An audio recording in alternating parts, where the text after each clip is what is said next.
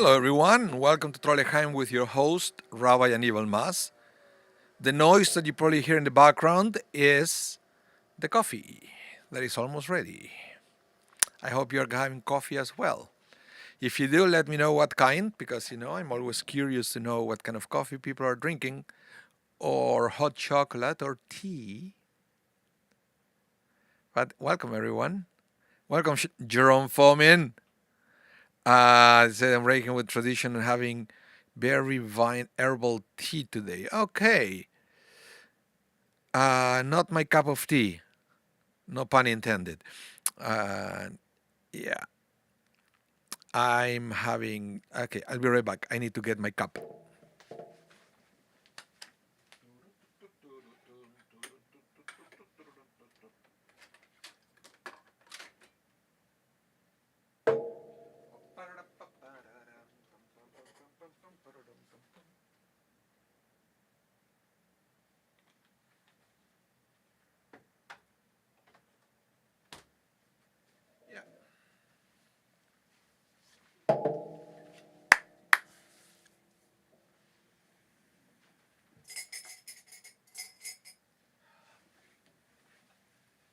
The spoon to mix the coffee. Shelly, you're having double espresso. Yeah, this is what you use, right? Shelly, this one's the traditional Nespresso. Hi, Janet. Welcome to the class. Welcome to the class. And welcome, who's here? Ariel Lee, David, Brenda. Welcome all. Great to have you. Great to have you.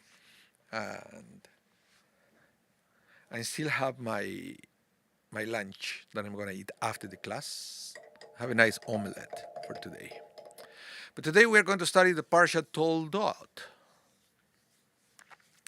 Toldot, which is a good Parsha to talk about food, because this is when one of the brothers tricked the other to to sell, to convince the other one to sell the firstborn rights for a plate of food. So yeah, he didn't do it for coffee, he did it for food. But cheers, everyone.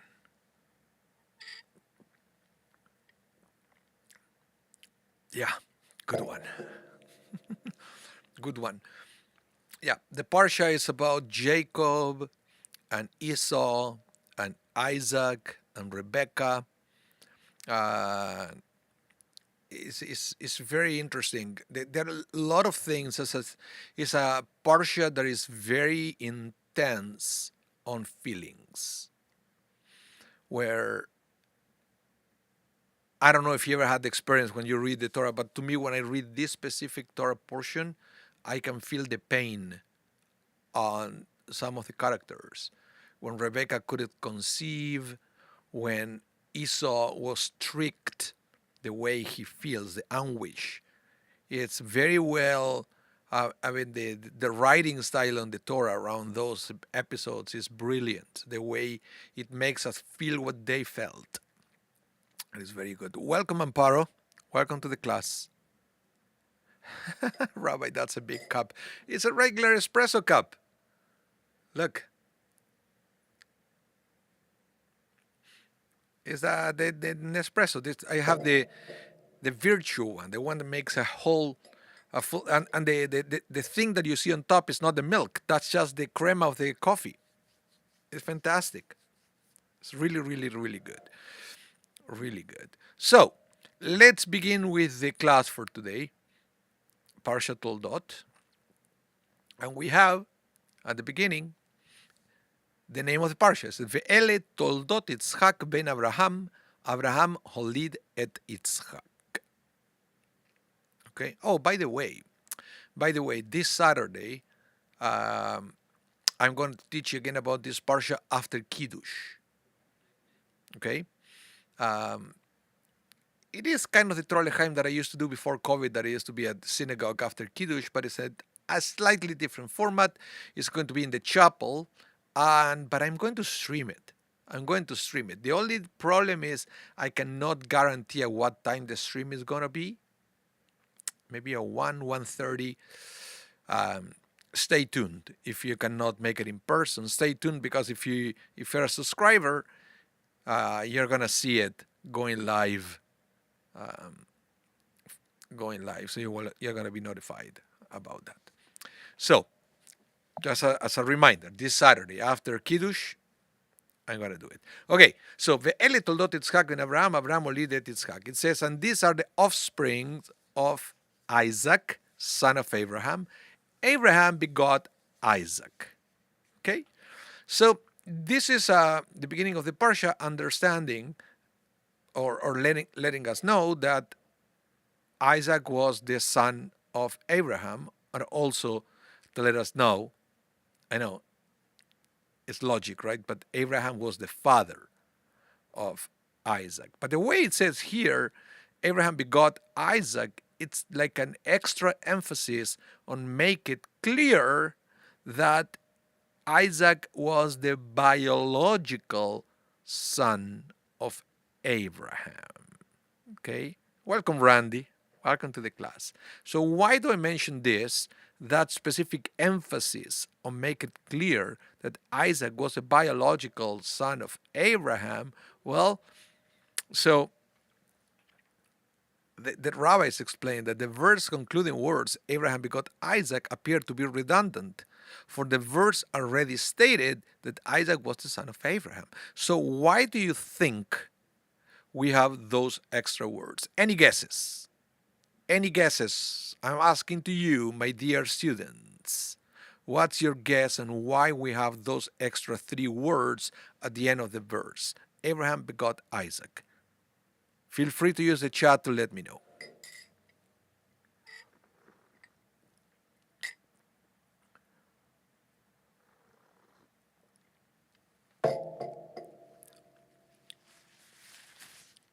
Come on. I'm pretty sure that at least Jerome and Shelley will be, and Brenda, eager to offer their opinions. So let me know. Brenda, you said there were no ancestry tests then. But why do we need the affirmation? That's the question. The rabbis asked that question. Why do we need that extra affirmation if the Torah already saying that Isaac was the son of Abraham? Right? These are the offspring of Isaac, son of Abraham. In Hebrew, is Yitzchak ben Abraham. So it made it clear there. But the Torah, or God, had the need to add those extra words. Abraham holid et Yitzchak. Abraham begot Isaac. So the question is, why? Any other taker? Before I start revealing the answer?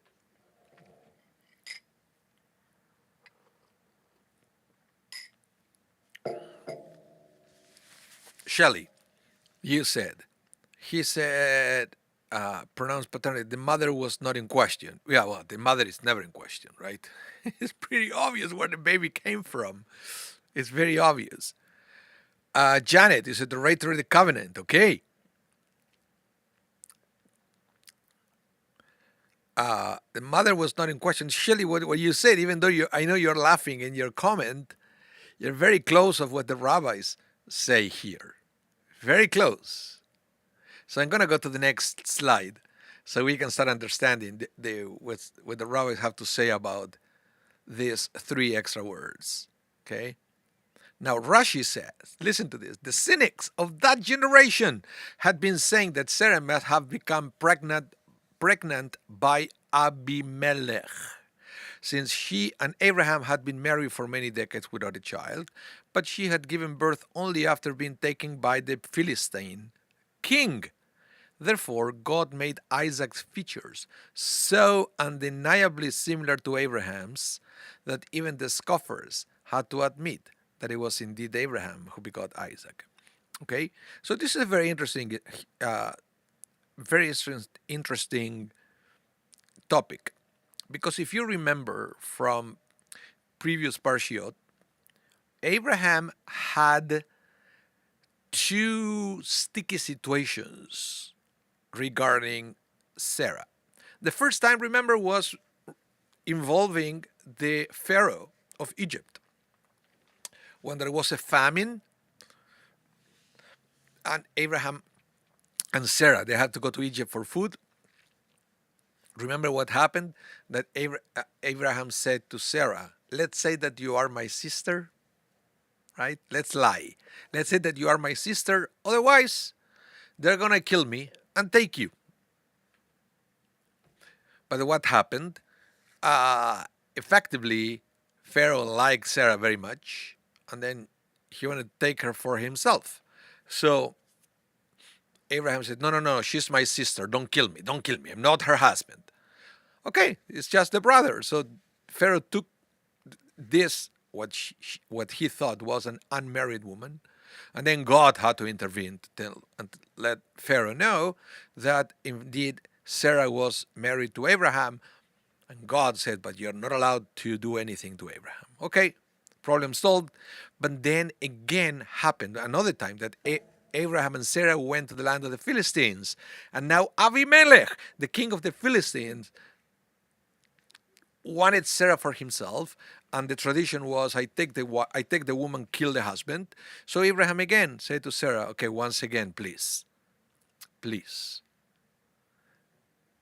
let's say that you are my sister.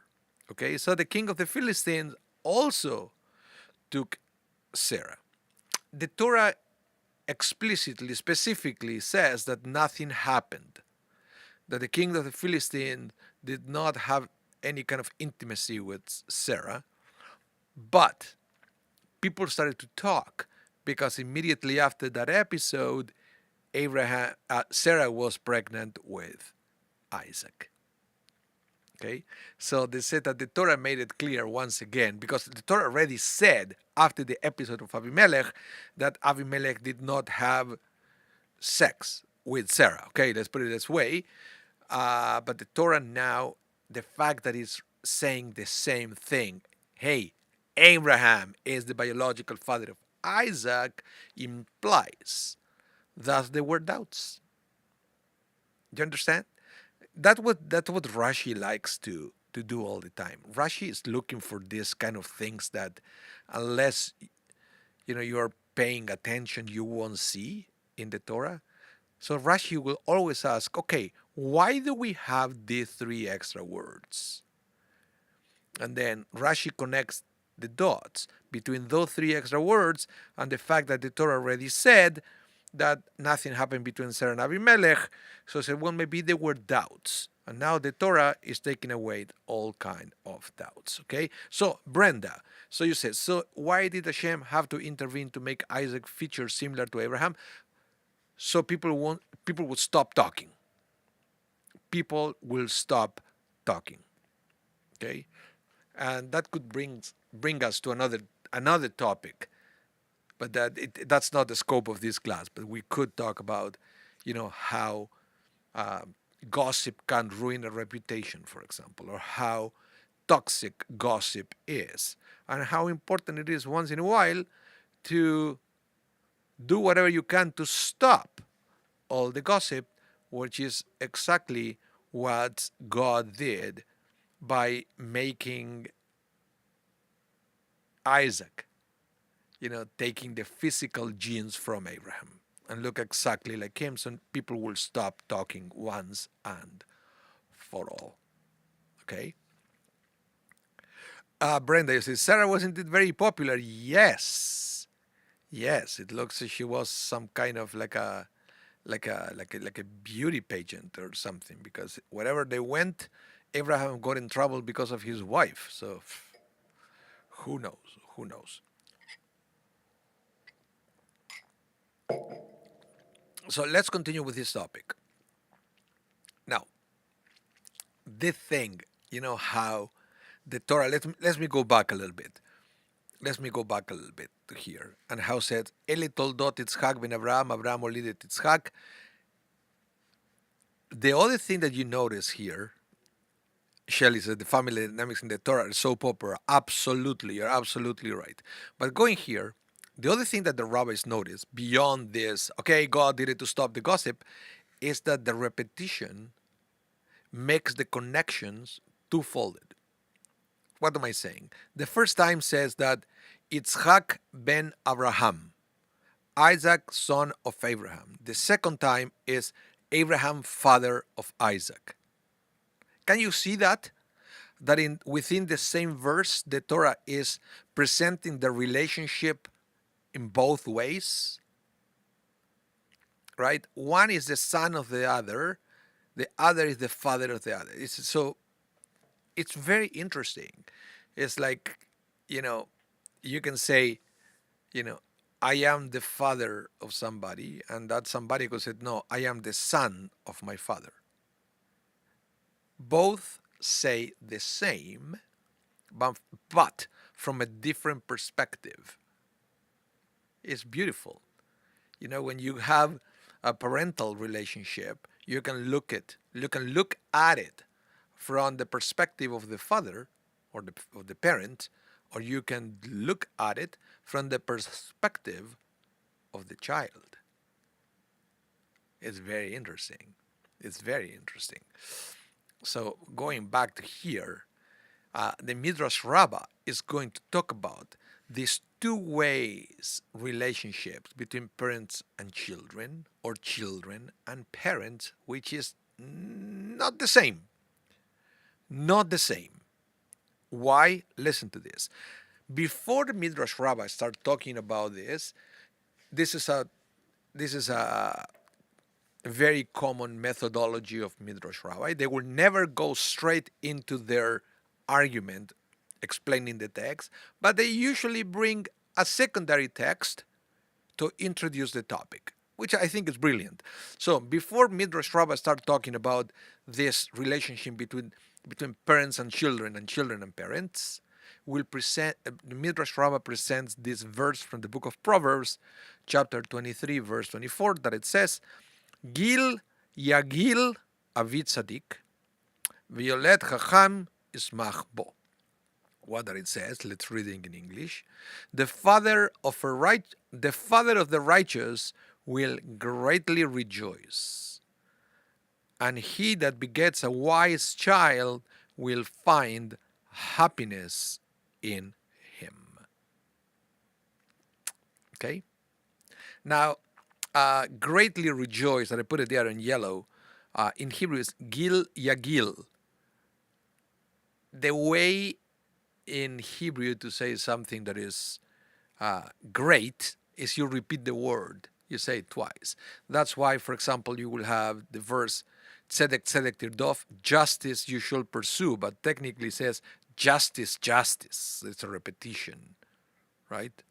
So it is justice, justice means, great justice or just justice. So this is the same. Gil Yagil. Gil in the sense that, when we sing Gila, the Gilarina, so it's rejoice. So Gil Yagil, greatly rejoice. So the father of a righteous will greatly rejoice. Okay? So the Midrash Rabbah will say, the double expression Gil Yagil teaches that there is a double joy when a righteous person is born to a righteous parent. Okay? So this is very interesting because it's talking about what in Judaism we call ichus. Have you ever heard the word ichus? If you have, I will give you a minute to type in the chat, what do you understand with the word ichus? If you heard about it, let me know. If you haven't heard the word ichus, if you haven't heard any Jew using the word ichus ever, just type there, never heard it. But if you have, let me know what your understanding. Ichus all the time? Nope, that's not what it is.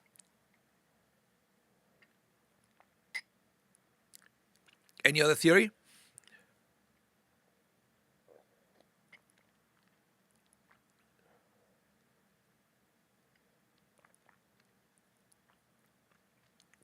Because this is very common, especially in the Frum, in the Orthodox world, when they want to marry a child, that they want to know about the hijos of the other party, the bride or the groom. They want to know about the hijos. Jerome said inherited, okay, kind of, getting close. Shall judge in getting credit acknowledgement usually is the person who claims wants to know. Hijos means is used, the way it's used, hijos means the pedigree, ancestry, ancestry. So when there's somebody that it says, oh, that person has hijos, it means that it's coming from a distinguished family, okay? Has great ancestors. So, for example, let's say that you are the descendant of a great Hasidic Rebbe, for example. Maybe you are the great grandchild of a Hasidic Rebbe who used to be the Rosh Yeshiva in the town of so and so. Then I will say about you, oh, you have hijos. And then in the religious world, you have better chances to get a proper or like a good match. It's people you will be more marketable. Let's put it that way, because of your ancestors. It's very interesting. So that's the hijos. Shelley, you said, in the neighborhoods I grew up in, it was used to describe someone's needs for ego, but it's not that. Sometimes it's interesting. It's like your ancestors. Maybe your parents are philanthropists, right, and distinguished people in the community. So you also have hijos because of that.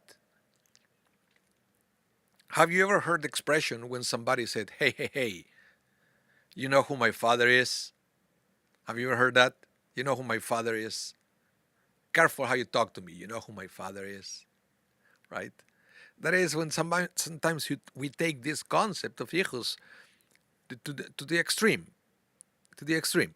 And that, yes, hijos could be a reason for uh, arrogance, and we have to be very careful with that. But let's go back to this.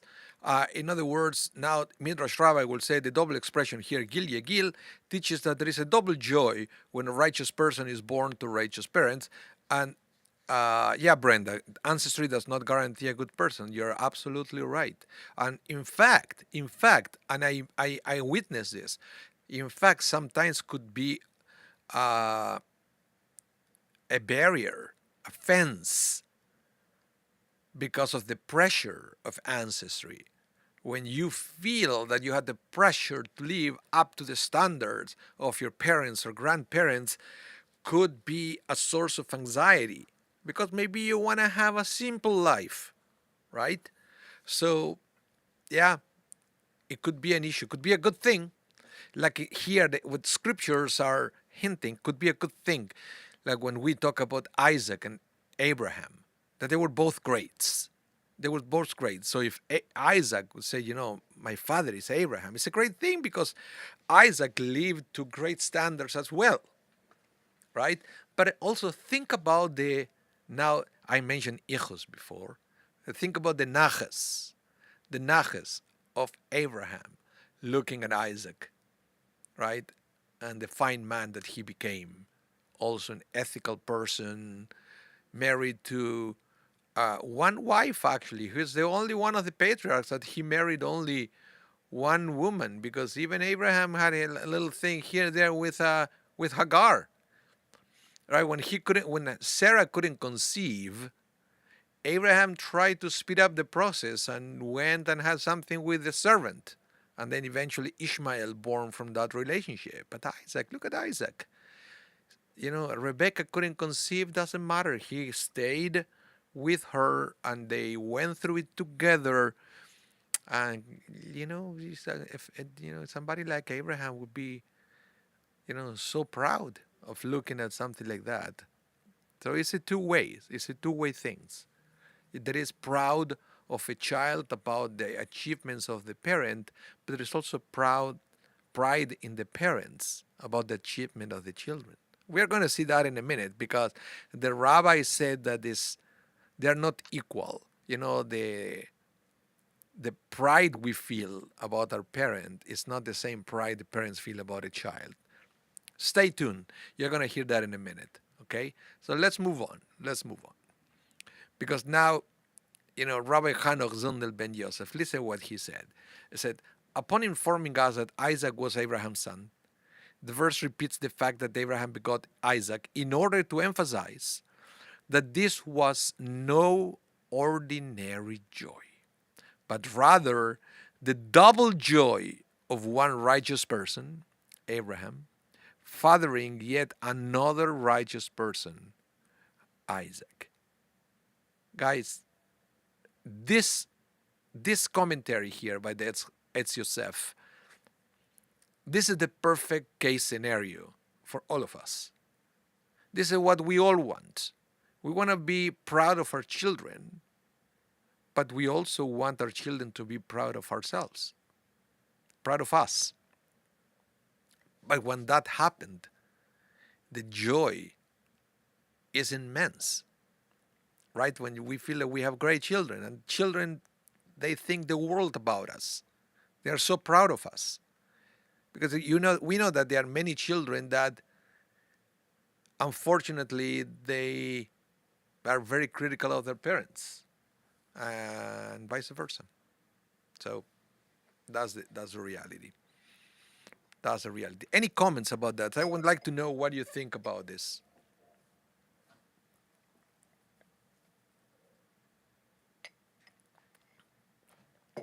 When you type in the chat, it's a great opportunity for me to have another sip of the coffee. I just finished the coffee, so I don't need any more breaks, but I still want to know your opinions about this. Any opinions about this concept? Because I'm going to keep bringing other opinions of other rabbis, but I want to know your opinions about this. Brenda, you said, and unfortunately, a lot of children are takers and not givers. Very good. So how do you feel as a parent about that, right? When you see a child that is a taker and you wish it will be a giver. I know it adds pain a little bit to the relationship. I know we love our children regardless, but we want to see, values in our children. And unfortunately, I've also seen parents that they are more concerned about the professional success of their children than the ethical success of their children.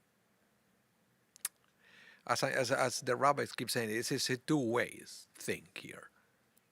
It's a two-way thing, because what Abraham was saying is that he was proud about the ethical success of Isaac and vice versa. Isaac was proud about the ethical success of Abraham. And that's what the rabbis are trying to teach us here with this parsha. And this is a verse that we usually don't stop to think about. The first verse of the parsha, talking about the perfect case scenario in a parent and child relationship. Shelley Chochinov, you said, true enough. Sometimes the values of the parents are not worthy of the child who might be embarrassed by them. Yeah, sometimes it happens. Sometimes, you see, not every child has the blessing to have nice parents. It's a fact as well. But that shouldn't be an impediment for the children to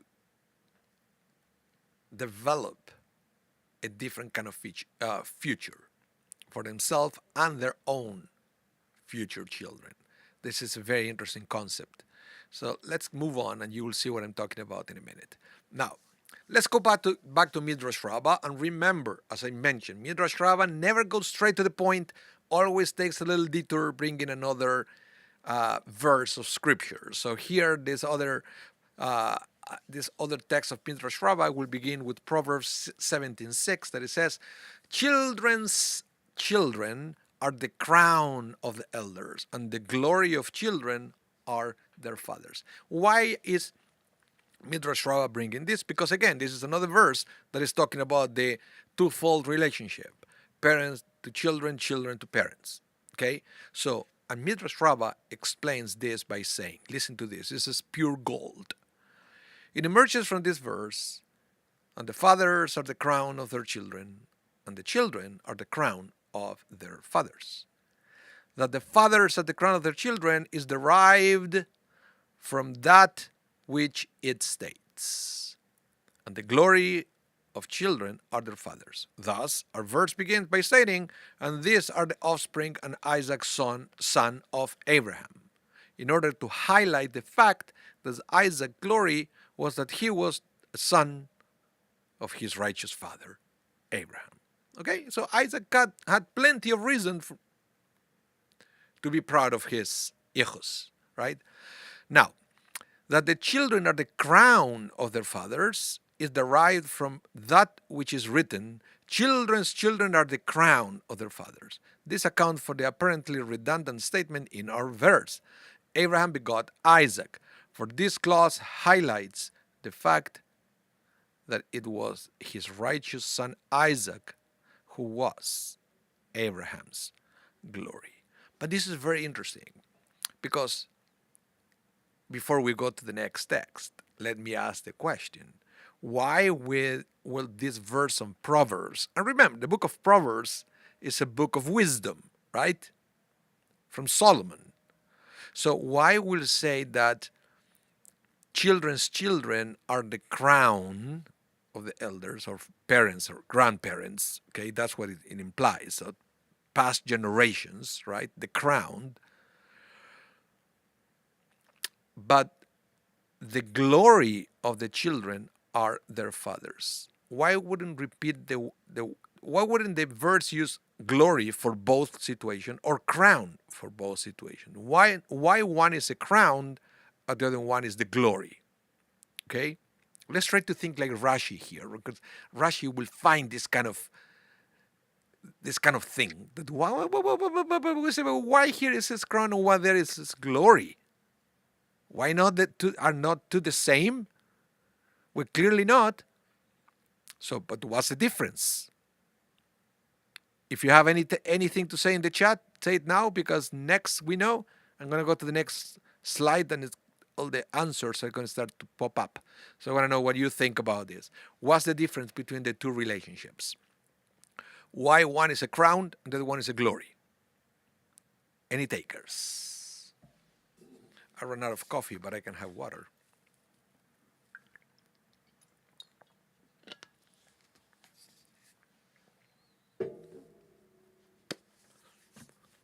No. No one. Okay. Okay. Don't feel bad.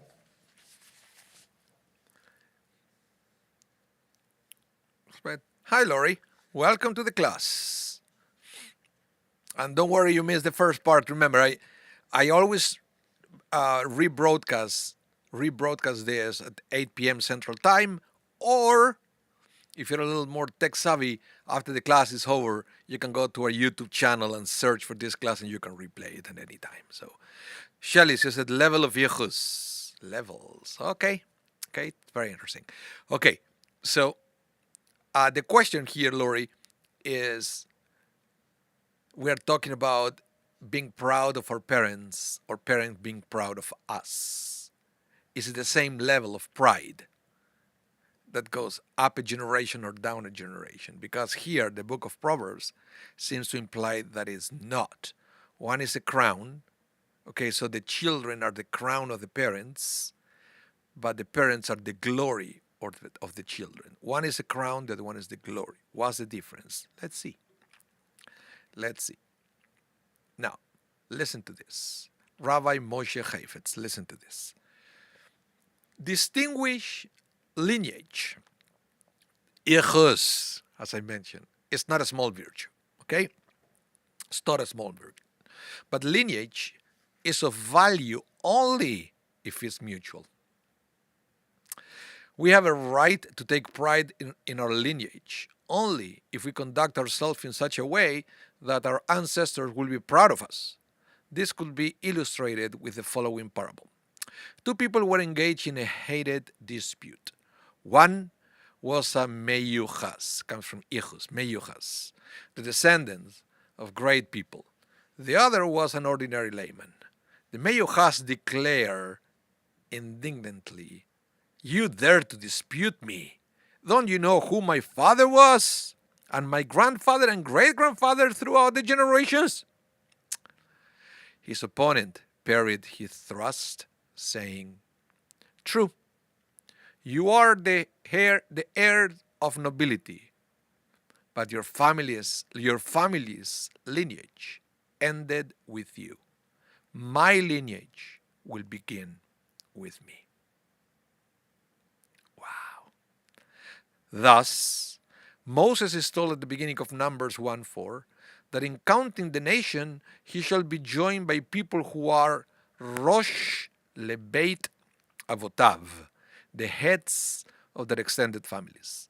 Homiletically, this means that those people were the heads, the beginning of distinguished family lines. In other words, what it says here is that at the time when they just left Egypt, there was no ancestry. So these people who were the Rosh Lebeit Avotav, the heads of the families, were the one who had the potential, that's what Moses was looking at, had the potential to become a role model for future generations. And yes, it is okay. It is okay to take pride in the achievements of our parents and grandparents, but it's more important for us to become a role model for our own children. And by doing that is when our parents and grandparents are proud of us. When they see that we are planting a seed into the future generations, that brings a lot of joy, a lot of happiness, because they feel that when they raised us, they did something right. Right? Yes. Naches, Lori said Naches means family pride. Yes, Naches is pride in general, the joy that comes from it. Yeah. Jerome, you said crown is the final result of the process. And Randy, you said must live up to the lineage, not use it for ego. Correct. Absolutely correct. Yeah. And that's very important for us to understand. So listen to this. What Rabbeinu Behaye said, this is also beautiful. He says, I see the verse as indicating the merits each one can enjoy from the righteous behavior of the other. This is why King Solomon, this is now Rabbeinu Behaye is going back to the verse on Proverbs, right? That was written by King Solomon. That's why he said, this is why King Solomon. Okay, remember the verse I just read that's talking about the crown and the glory. So this is why King Solomon described the children or grandchildren as the crown of their fathers, while describing the father as he was just the glory of their children, which implies a less significant benefit than the former. The Talmud teaches that the father can be aided and saved by the merits of his son, but not vice versa. What is this? Before I continue, this is why when somebody dies, the children come to synagogue to recite the Kaddish. Because the Kaddish, there is a beautiful midrash that I say when we die, we go to heaven and we have to endure the divine trial.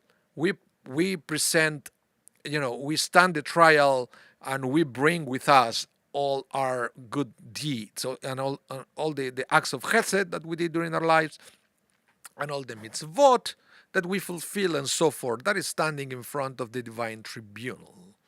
And then the accuser will say, well, do you have anything else to say in your favor?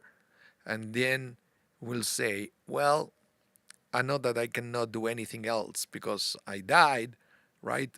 But look at my children. They are still doing things the way I taught them. So those merits still also belong to me. And one of the signature is the Kaddish. And that's why the Kaddish is called, I know that, in this day when, a partner die, or a brother die, or a child die, we come and recite Kaddish. But technically, the Kaddish is called Kaddish Yatom. Yatom means orphan. So the Kaddish is technically the orphan's Kaddish. So it used to be something that only the children would recite for the parents, because it was connected to the fact that the actions of the children benefit the divine trial of the parents. Okay, so that's the original story of the Kaddish Yaton, the orphan Kaddish. Or today we call it the mourner's Kaddish, but it's the orphan Kaddish. So that's what it is. So that's what it says here. That's what the Talmud said. A father can be aided and saved at the merits of his sons, not vice versa. That is, a father is given significant credit for siring and raising a righteous son, so much so that even a lifelong idolater like Terach, remember who was Terach, the father of Abraham, Terach could merit a share in the world to come for having a son like Abraham. Because in other words, what is implying here is the text is implying that even though Terach was an idolater, he had to do something right to have a son like Abraham, because it wasn't something right in the way Terach was relating to God, but maybe he had other values that he instilled of Abraham. Maybe he made Abraham curious, a curious mind, so that Abraham was able to discover God. Who knows? But the merits of Abraham, according to the rabbis, brought Terach, or got Terach, a ticket to the world to come, to the Olam Haba. Fascinating theory. Now, thus, the son is the father's crown. By contrast, a wayward son benefits not at all from having a righteous father. If anything, he stands to be embarrassed and hurt by this fact, since he cannot blame his faulty behavior on a weak background. If a son does not follow in his father's righteous path, he can take pride and glory in being identified together with his father as forming one continuous line of righteousness. Yeah. Shelly Chochinov, it's a gut punch when one realizes that one is an orphan no matter how old one is. Yeah, well, it's... But again, the mourner's Kaddish, sometimes we don't realize that it's orphan Kaddish, in at least in, how you call it, grammatically, or semantically speaking. That's what it is, and it's blended into this thing, and how whatever we do in this world, we help, our good deeds help the people who passed away before us. So we also dedicate act of kindness to them. That's why when we, I don't know if you do this for Iskor, that we light a candle for Iskor, but we also make a donation on behalf of somebody who died. It could be your parent, grandparents, or some other person. Why is that? Because we are technically doing or making an act of kindness on their behalf. They cannot do it anymore. So we do it for them. That's why the donation that we make during Iskor, because we have the power to help the previous generations who passed away. And that is also coming from this verse, which I think is fascinating, but it's telling us about our responsibilities as children, is to make our parents proud. Is to make our parents proud. And that could means that, for example, if your parents weren't stellar, it could means, well, I can do better. And that also make them proud, because sometimes they already passed away, and now they're in a place where they realize their mistakes, right? Once we die, we know the truth. Once we die, we know the truth. But they cannot do anything to correct it now. It's too late. It's too late. But we are still here and we can do better for us and for them. And it's a beautiful thing that, sometimes we didn't get something from a previous generation, but we can be sure that we are going to be the one providing what we didn't get to our own children and grandchildren. And this is something that we can learn from this parsha. Okay? Yeah. So let's continue with this, because I have a new text for you. And it's something beautiful that happened in this parsha between Isaac and Rebekah. Because, after we learn at the beginning of the parsha that Isaac was the son of Abraham, the Torah will say that Isaac also had something that it was also in common with his father, that is, his wife could not conceive. Remember, Abraham had the same issue with Sarah. And now Isaac will have the same issue with Rebekah. And the Torah says it right away. It says that Rebekah couldn't conceive, and Isaac pleaded with the Lord on behalf of his wife because she was barren. And the Lord responded to his plea, and his wife Rebekah conceived. Beautiful. Beautiful in the sense on how he felt the pain of Rebekah, and how I have no doubt that Rebekah prayed to God for a child. But he make it clear here that they both went through this process together, because it says how Isaac prayed to God on behalf of his wife. And this is more common in this day and age, where, when you will see a woman pregnant, and then both partners will say, "We are pregnant." Have you heard? It's. I don't remember hearing this from my parents' generation, for example. Oh, she is pregnant. But now it's very common, and this is a good thing. We say we are pregnant, and we are together on this thing. It's not a woman thing. We are together in the process. So Rebekah was barren, but they were both barren technically, because they were both deprived from a child. So they both prayed to have a child, and what is implied in this verse is that, again, as I mentioned, I have no doubt that Rebekah prayed to God, but nothing happened until Isaac prayed, making it clear that they were both together expecting a child, that it wasn't just a Rebekah thing. Can you see this?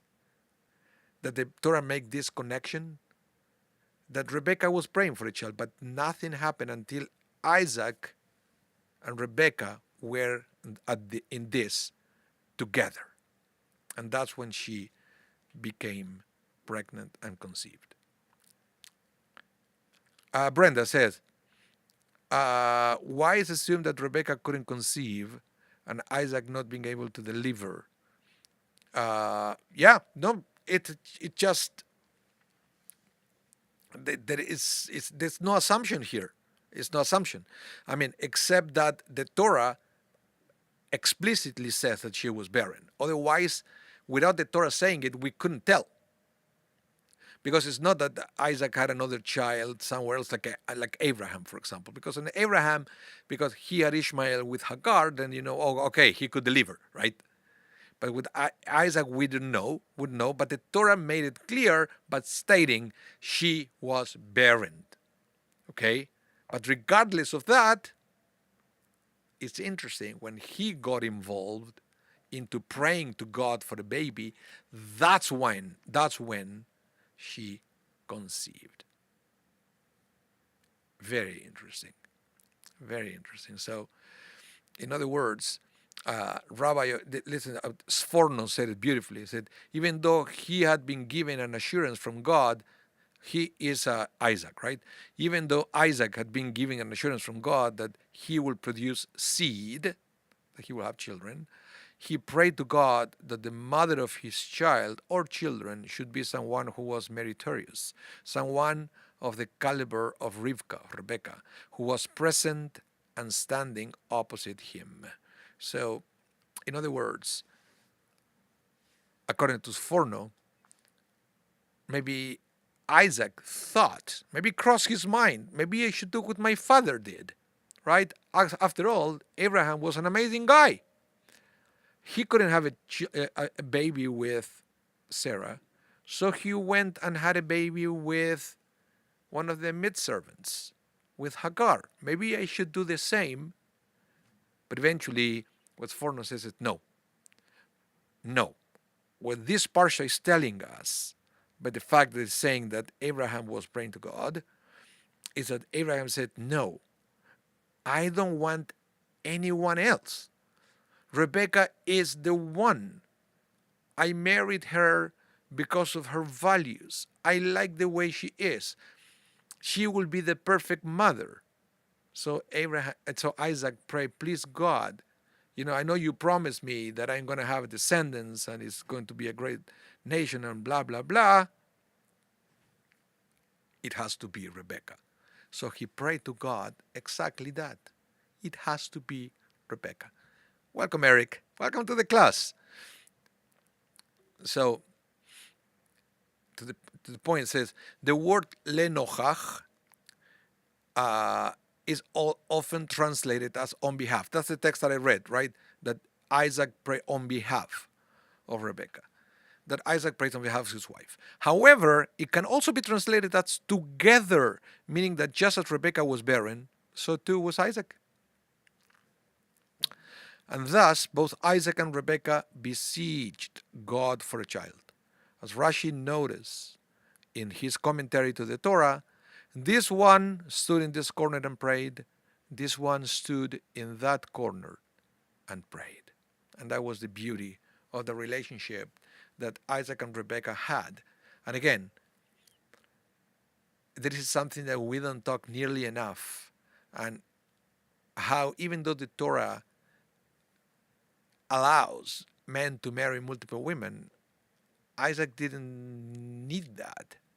All he wanted was to have a child with Rebecca, with his beloved wife. He didn't want another one because he knew that something good was going to come about the values. And it wasn't perfect, as we're going to study, later on the Parsha, that Jacob and Esau, right? They gave their headaches to the parents, but at the end of the day, it was Rebecca's intervention who prevented Isaac to give a blessing to the wrong child. So Isaac was right to say it has to be Rebecca. So they both prayed together to have a child, and it was a beautiful thing. So, yeah, this is what I wanted to teach you guys. And as I mentioned, I'm going to teach more about this Parsha, specifically about the relationship between the two children, because she's going to conceive twins, right? Jacob and Esau. And the dynamics between these two was very interesting. So that is going to be my class this Saturday after Kiddush. So if you can come here, if you can come in person to the synagogue, please do. Please do. If you cannot come in person, it's going to be streamed. I like streaming things. So it's going to be at what time? Let me see here. I'm checking here the calendar. I don't remember at what time it's going to be.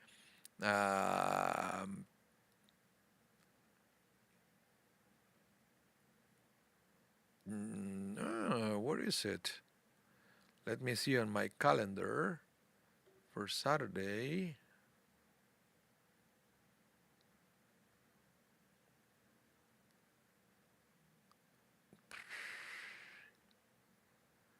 Well, it doesn't say it in the calendar. But Trust me, we have. I can't remember if it's at 1 or 1:30 that we are having the class after the service. Yep. Yeah. It's 1-ish. I think it was 1 or 1:30. Yeah, I know this after Kiddush. Um, and there was an email going on. Um,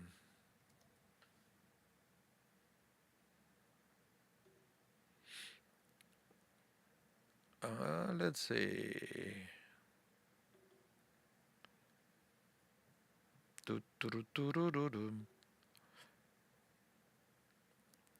Oh, Kiddush Club. 1:15. 1:15. Ha! Found it.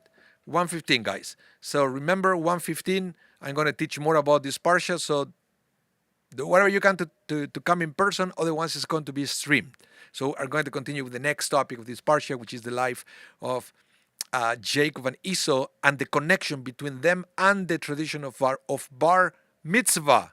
Huh! Stay tuned. You will see that on Saturday. Thank you, everyone, for coming out. If you missed any part of this class, don't worry. Don't worry. This class is going to be rebroadcasted tonight at 8 p.m. Central Time. Okay, so I'm going to stream the recording of this class again so you can catch all what you missed. Please give us the thumbs up to this video. Thumbs up, everyone. Facebook, YouTube, that's one where you can give a thumbs up. And if you haven't done so, please subscribe to our channels and then hit the bell so you're going to be notified every time we go live or every time we upload a video to our channels. Okay? Thank you again. Have a wonderful rest of your day. Stay safe. Hope to see you soon. Bye, everyone.